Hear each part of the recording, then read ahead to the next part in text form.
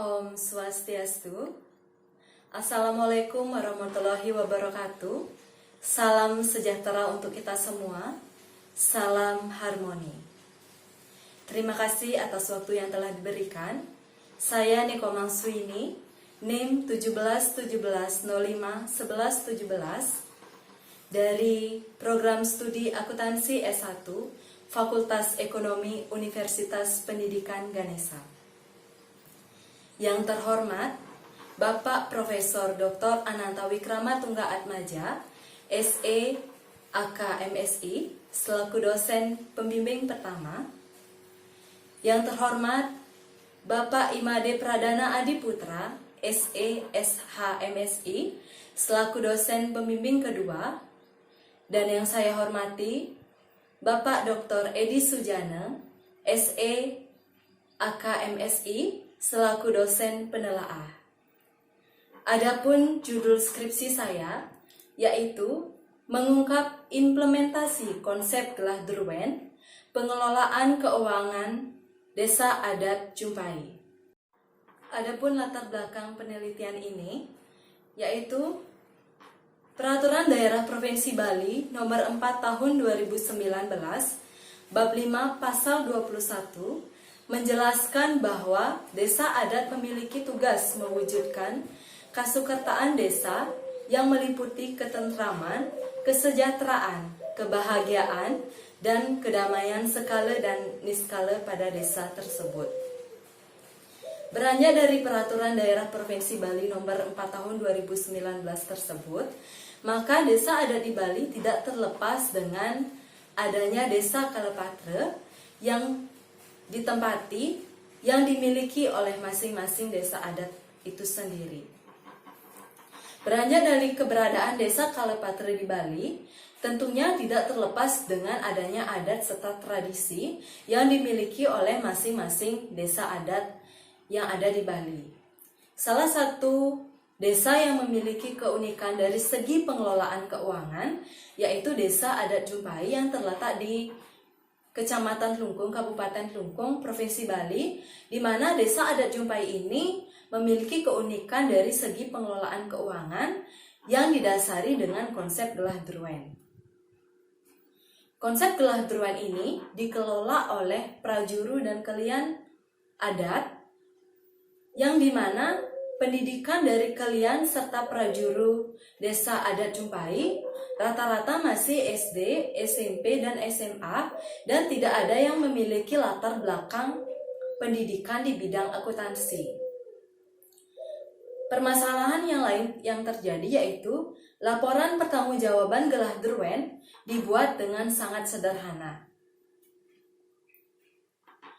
Berikut ini merupakan pernyataan dari Bapak Petengan ataupun Bapak Bendahara Desa Adat Jumpai yang menyatakan bahwa kalau di Desa Jumpai, Gelah Drouin sudah lama mendasari pengelolaan keuangan, utamanya yang berwujud kas dengan jumlah 77.242.850. Uang itu digunakan untuk pembiayaan sehari-hari desa adat, misalnya untuk membayar air, upacara kecil seperti Rahina Kajang Kliwon, Rahina Purnama, Rahina Tilam, dan Rahina sebagainya, dan untuk membayar air dan keperluan lainnya yang berwujud kecil yang digunakan untuk membiayai desa adat itu sendiri. Sedangkan untuk pembiayaan pada desa ataupun pada acara piodalan di pura desa, karena dananya terlalu besar, maka diputuskan untuk memungut paturonan kepada krama sebesar 100.000. Selain itu, Desa Pekraman juga memiliki Gelah Drouin yang berwujud kas yang dipinjamkan kepada krama ataupun yang sering disebut dengan kas Drouin yang dijalankan. Itu sebesar 348.600.000. Beranjak dari pernyataan tersebut, maka rumusan masalah yang dapat saya ambil yaitu yang pertama, dari mana saja sumber dana Gelah Drouin Desa Adat Jumpai, dan bagaimana implementasi konsep Gelah Drouin pengelolaan keuangan desa adat Jumpai.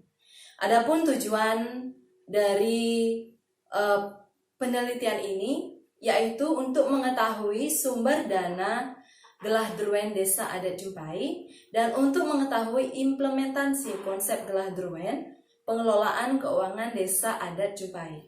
Adapun kajian teori yang digunakan, yang pertama yaitu teori stakeholder.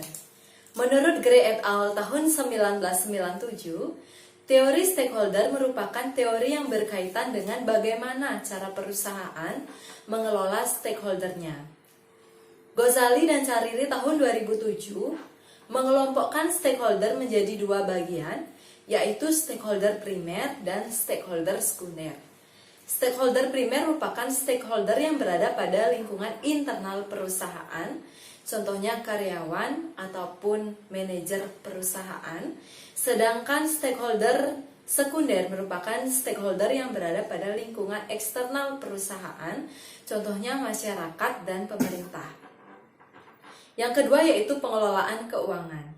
Mulyase tahun 2007 menyatakan bahwa dalam melakukan suatu pengelolaan keuangan melalui beberapa tahapan, di antaranya perencanaan, adanya pelaksanaan, serta adanya evaluasi ataupun pertanggungjawaban. Teori yang ketiga yaitu mengenai desa adat. Peraturan Daerah Provinsi Bali Nomor 4 Tahun 2019 tentang desa di Bali, bab 1 pasal 1, menyatakan bahwa desa adat di Bali adalah kesatuan masyarakat hukum yang memiliki wilayah, kedudukan, susunan asli daerah, hak-hak tradisional, harta kekayaan sendiri, tradisi, tata krama, pergaulan masyarakat desa adat secara turun-temurun dalam ikatan tempat suci, di mana desa adat ini memiliki wewenang untuk mengelola segala aktivitas keuangannya. Adapun penelitian terdahulu yang relevan, yang pertama yaitu Megawati tahun 2019, di mana judul penelitiannya yaitu Analisis Pengelolaan Keuangan berbasis sistem urunan aci pada Dadie Bertenbingin di Dusun Mundi Gunung, Desa Tianyar Barat, Kecamatan Kubu, Kabupaten Karangsem.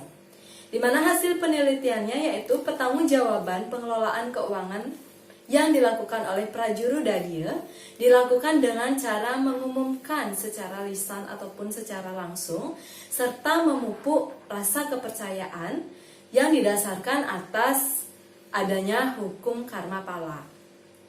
Yang kedua yaitu Ningswari tahun 2019 dengan judul Analisis Proses Pengelolaan Keuangan, Transparansi dan Akuntabilitas dalam Pengelolaan Tanah Druepure, Desa Pekraman, Studi pada Desa Pekraman Bibitin, Kecamatan Sawan, Kabupaten Buleleng. Di mana hasil penelitiannya yaitu pertanggungjawaban pengelolaan keuangan Tanah Druepure dilakukan melalui Pesamuan Agung yang diadakan setiap tahun yaitu tepatnya pada bulan Maret setelah Hari Raya Nyepi. Selanjutnya yaitu metode penelitian. Rancangan penelitian ini menggunakan rancangan penelitian kualitatif yang mengarah pada fenomena serta fakta yang sebenarnya terjadi. Kemudian lokasi penelitian dilakukan di Desa Adat Jumpai, Kecamatan Klungkung, Kabupaten Klungkung, Provinsi Bali. Objek penelitian yaitu pengelolaan keuangan Gelah Drouin, Desa Adat Jumpai, sedangkan subjek penelitian ada Bendesa Adat Jumpai, Petajo, Penyarikan, Petengan, Prajuru, serta masyarakat Desa Adat Jumpai. Jenis data penelitian ada dua yaitu data kualitatif dan data kuantitatif. Data kualitatif diperoleh dengan wawancara secara langsung kepada narasumber, sedangkan data kuantitatif diperoleh dari laporan pertanggungjawaban Gelah Drouin serta kwitansi ataupun nota yang berkaitan dengan laporan pertanggungjawaban tersebut. Kemudian metode pengumpulan data menggunakan metode observasi, wawancara, dan dokumentasi. Selanjutnya yaitu analisis data. Ada tahap pengumpulan data, tahap reduksi, penyajian data, serta kesimpulan. Yang terakhir yaitu instrumen penelitian. Instrumen penelitian merupakan alat bantu dalam melakukan sebuah penelitian, di mana di sini menggunakan telepon seluler untuk membantu penelitian ini. Selanjutnya yaitu sumber dana Gelah Drouin. Berdasarkan hasil wawancara dan observasi yang telah dilakukan, adapun sumber dana Gelah Drouin yang pertama yaitu berasal dari dana paturonan piodalan, dana punia, bunga tabungan, pungutan dari penduduk pendatang, beserta sewa banjar ataupun sewa perabotan, dan kontrak los ataupun kios. Yang pertama yaitu paturonan piodalan. Paturonan piodalan merupakan pungutan yang dilakukan oleh krama desa ketika adanya piodalan di pura desa yang sifatnya tidak rutin, di mana setiap krama desa memberikan dana paturonan sebesar 100.000. Hasil wawancara dengan Bapak Iwayan Pariarte selaku petajo ataupun wakil desa adat Jumpai sebagai berikut. Salah satu sumber dana Gelah Drouin yaitu berasal dari paturonan, di mana paturonan ini dipungut sebelum piodalan dilakukan, tepatnya 1 minggu sebelum piodalan di pura desa. Untuk krama yang membayar paturonan sebesar 100.000, dan adapun yang dikecualikan yaitu sebanyak 22 orang, diantaranya yaitu Kelian Banjar, Prajuru, Belawe, dan Kepala Desa serta Kades. Selanjutnya yaitu dana punia. Dana punia merupakan dana yang dihaturkan secara tulus ikhlas tanpa pamrih, di mana dana punia yang dipungut di desa adat Jumpai dilakukan setiap adanya piodalan. Dana punia berupa uang, karena dana punia yang berupa barang itu tidak dilakukan karena krama sudah membayar paturonan untuk membeli perlengkapan upacara piodalan. Hal senada diungkapkan oleh Bapak Iwayan Pariarte selaku petajo ataupun wakil desa adat Jumpai, yang mengungkapkan bahwa dana punia itu dilakukan setiap datangnya puja wali ataupun piodalan di pura desa, di mana krama mempunia secara ikhlas dengan mengeluarkan ataupun dengan memberikan sejumlah uang yang dipuniakan pada saat piodalan tersebut. Sedangkan untuk sesari itu tidak dimasukkan dalam kas Drouin karena sesari tersebut diberikan kepada jero mangku sebesar 50%, pemudi 25%, dan kepada pecalang 25%. Sumber dana Gelah Drouin yang ketiga yang berasal dari bunga tabungan. Desa Jumpai memiliki kas yang ditabungkan di LPD. Bunganya itu dimasukkan lagi ke kas dengan jumlah bunga tabungan yang diperoleh setiap bulannya yaitu sebesar Rp218.500. Hal senada diungkapkan oleh Bapak Iwayan Diana selaku petengen desa adat Jumpai, yang mengungkapkan bahwa pemasukan Gelah Drouin juga berasal dari bunga tabungan, di mana bunga tabungan diperoleh setiap bulannya sebesar Rp218.500, di mana bunga tersebut diperoleh dari 0,5% dari jumlah tabungan yang dimiliki oleh desa adat Jumpai. Sedangkan pernyataan tersebut diperkuat oleh Bapak Iwayan Susarme selaku Ketua LPD Desa Jumpai, yang menyatakan bahwa untuk bunga tabungan yang diperoleh oleh desa adat dimasukkan ke kas Drouin memang setiap bulannya diperoleh, yaitu sebesar 0,5% dari pokok yang dimiliki. Kemudian biasanya perolehan bunga tersebut langsung dimasukkan ke kas ataupun tabungan Gelah Drouin. Untuk mempermudah dalam sistem pencatatan dari mana saja sumber Gelah Drouin itu berasal, maka dibuatkan buku tabungan khusus, seperti contohnya buku tabungan khusus dana punia dengan nomor 526, buku khusus tabungan musabe, dan buku khusus lainnya. Sumber dana Gelah Drouin yang keempat yaitu berasal dari penduduk pendatang.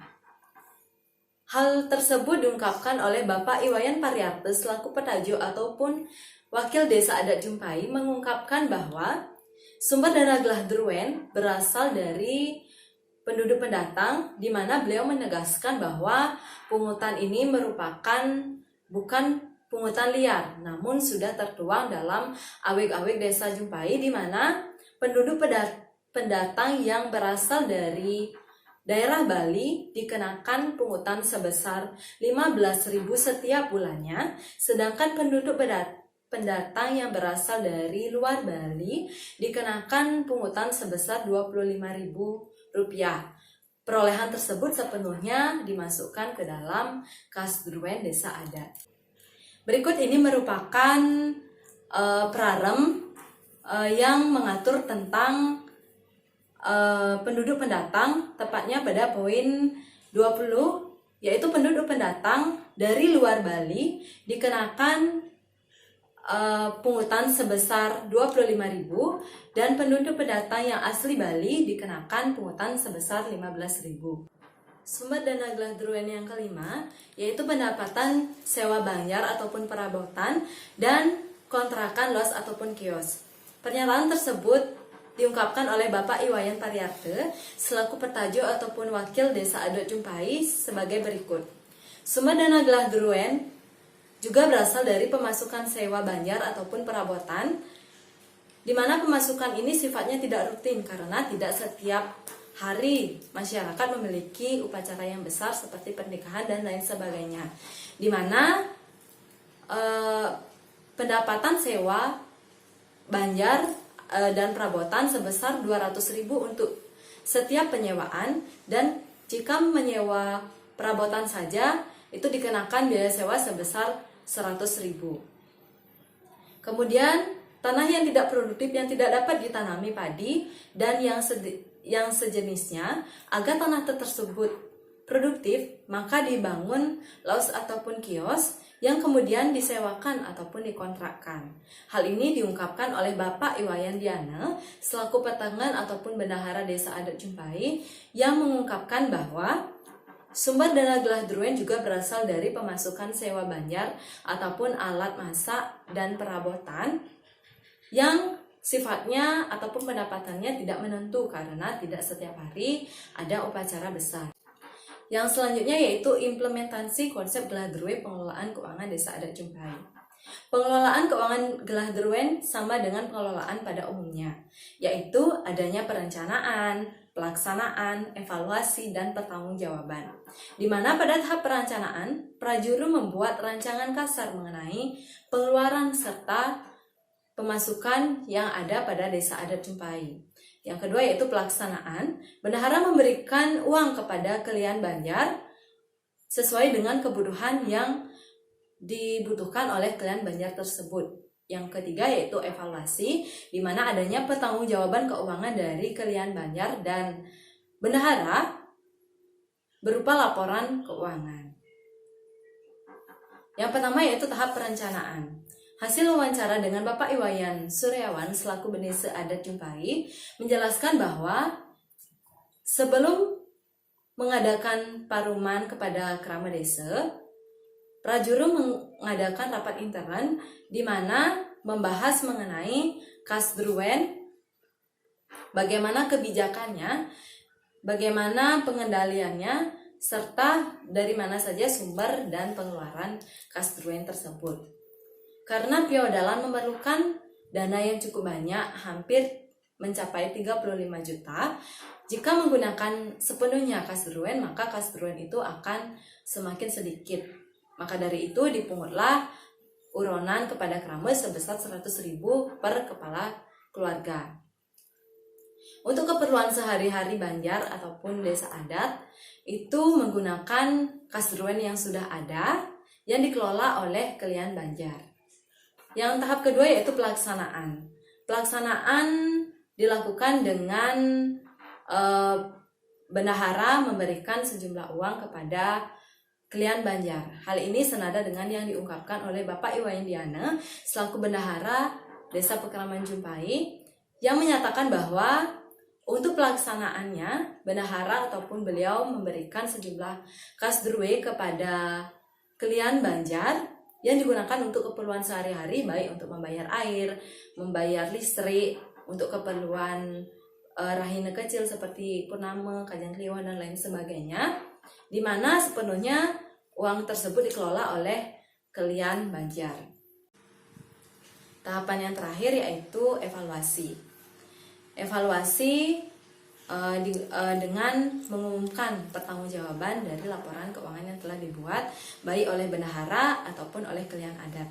Hal tersebut diungkapkan oleh Bapak Iwayandiana selaku pertengahan ataupun bendahara Desa Adat Jumpai yang menyatakan bahwa untuk pertanggungjawaban karena desa adat lebih banyak adanya aktivitas pengeluaran ataupun adanya aktivitas pengeluaran kasdruen, maka pertanggungjawaban desa adat diungkapkan ataupun diumumkan oleh kalian Banjar.